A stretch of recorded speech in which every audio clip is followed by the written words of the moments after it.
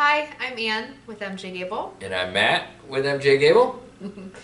Wanted to bring up a topic and talk a little bit about it today because it's something that comes up rather frequently when working with clients, and I just have noticed an increase in this conversation. So wanted to bring it to other people's attention and see if we could put a little bit of clarity on it.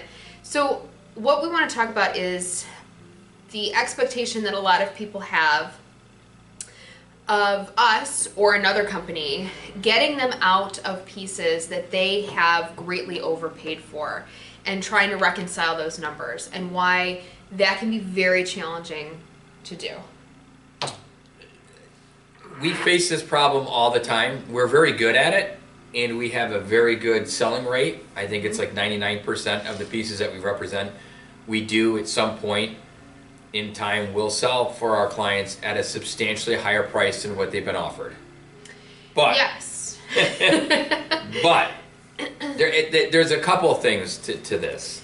Yeah, I think number one is that if you have off the bat overpaid for something, it is going to be difficult to get you close to what you paid for it, or get you a price point that is comfortable for you in a very short period of time, because you have already overpaid for that item. And we're not talking just standard retail. We're talking people who have paid, sometimes double retail, double what they should have. And it does happen. So you would literally be amazed at how many people find themselves in that situation, that they trusted their jeweler of 30 years. He's been really good to my family. We bought this diamond ring for $30,000. He said it was a very good quality and a very good price. But yet it appraised for 40. Yeah, because he wrote the appraisal on it.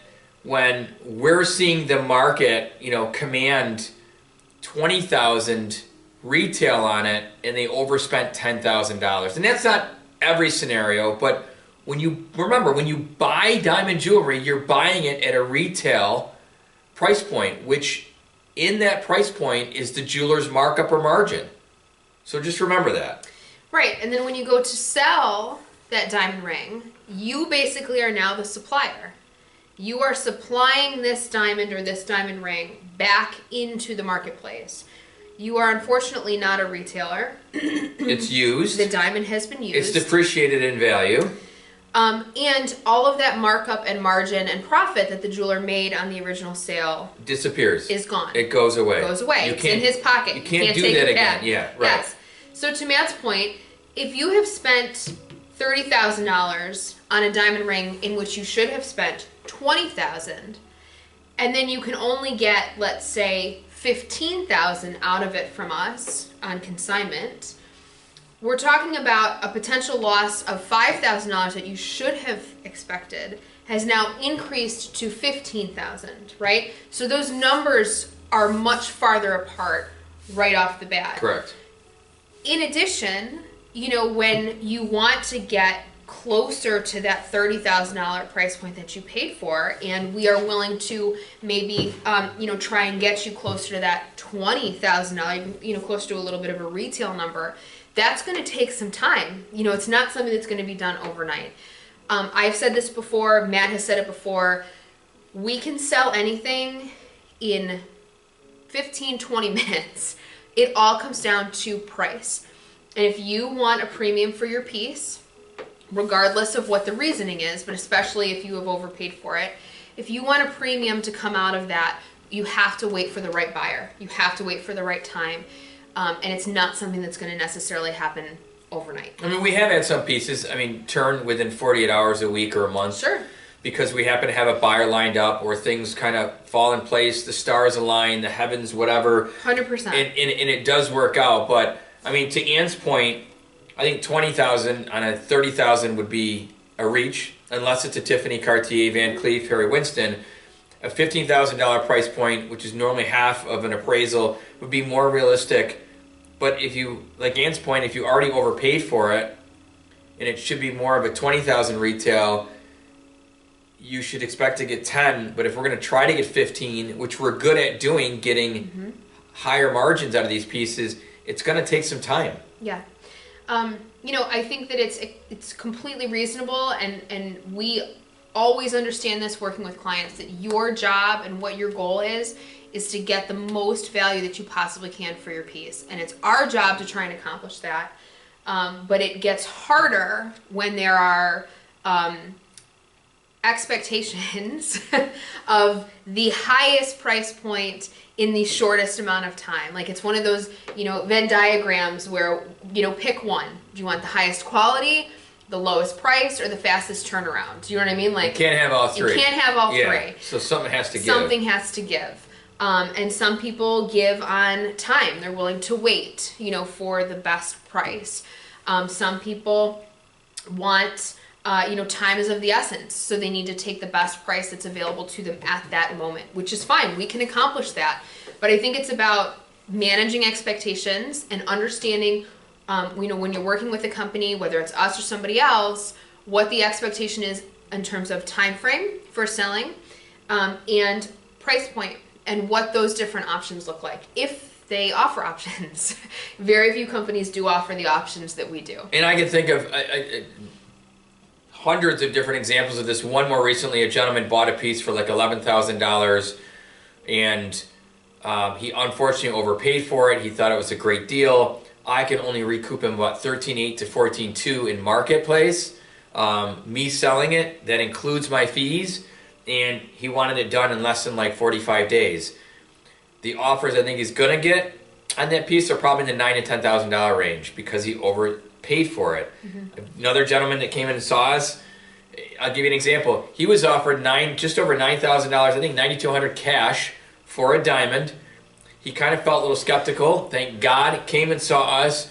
We quoted him like a $25,000 selling price. Now, it's not going to happen overnight, but if you wait 6 or 7 months, you do the math.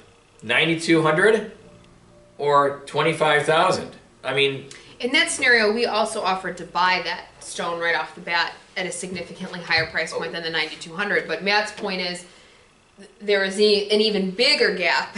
You know what I mean? If he had chosen consignment versus just, you know, letting us buy it. He probably could have gotten a $15,000 to $18,000 buy price on that now, but he didn't need the money and was willing to wait for the extra increase of money. And we've had another client that drove in from Boston to see us with a 6-carat diamond, and his jeweler, his family jeweler, again 30 years, offered him I think $50,000, $70,000, no $50,000 for that. They went back to them after they met with us. The jeweler raised it to a $70,000, which is just kind of a spit in the face, if you ask me.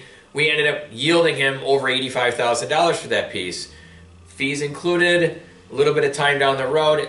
So, you know, do your homework, consult with us, realize that the diamond jewelry market is unlike any other market, whether you're selling boats, cars, houses, RVs, motorcycles. There are hundreds of thousands of pieces just like the one that we have. We have to be competitive. We have to get it out in front of millions of people, which we're really good globally doing. And it just takes time, and it will sell. Don't get antsy.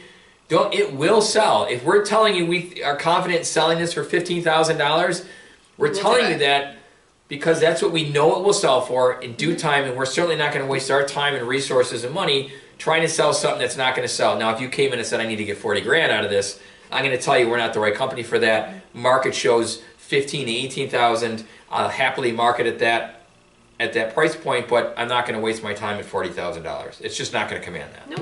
And if you, you know, don't have the time, be honest about it. You know what I mean? Just be direct. I need the money. Let's have a conversation, and figure out another option that works for you that we can provide you with.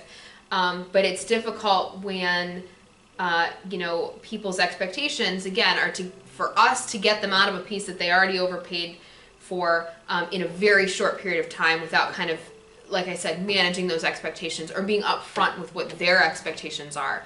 So communication is key. We're happy to chat. We've been almost at this 15 years. I mean, we've come across every scenario. Honestly, our job is, yes, we have to make a living, but it's more important for us to get out of help a client out of a piece and protect them in the sale environment, meaning make sure the buyer's good, it's a fair price for the seller.